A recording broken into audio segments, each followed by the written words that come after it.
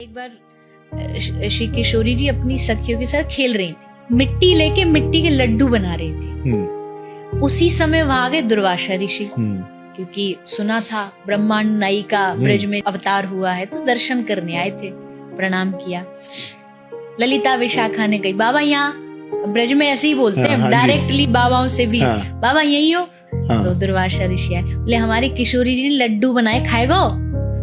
तो बाबा बोले लड्डू, हाँ लाओ। बाबा सोचे कोई बढ़िया लड्डू होंगे, लाए तो मिट्टी के लड्डू।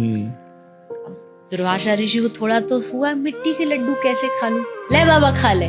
तो उन्होंने बड़े डरते हुए लिया और सोचा थोड़ा इज्जत रह जाए, लाज रह जाए, थोड़ा सा लड्डू लेके मुंह में डाला और जैसे डाला, आहा, मतलब कभी जीवन में ऐसा कुछ खाया पाया नहीं उन्होंने, आनंद में भर गए और आशीर्वाद लिया, लाली तेरे हाथ में अन्नपूर्णा है, जो तेरे हाथ का बना भोजन पाएगा उसकी लंबी दीर्घायु हो।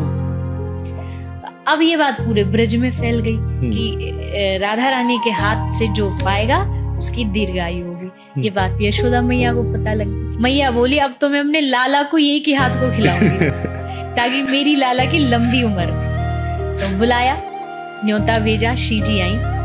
श्री जी ने आके बहुत बढ़िया भोजन बनाया, ठाकुर जी ने पाया।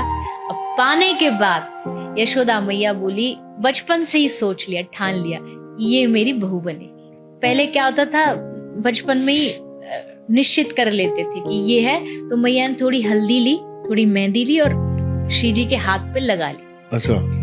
अब वो तो छोटी, उनको इसका मतलब नहीं पता कि क्या है, वो तो खुश हो गई, हाँ मेहंदी लगी है, हल्दी लगी है, खुश होती होती नाचती नाचती बरसाना पहुंच गई। तो ललिता विशाखा ने कही, ये क्या हाथ में? बोले यशोदा मैया ने लगाई है। तो सखी बोली, इसका या को मतलब जाने तू? तो बोली मतलब ये है कि वो काले कलूटे के नहीं, तू बहू चुन ली गई है तू बाकी बहू बना ली गई है और तू इतराती घूम रही है।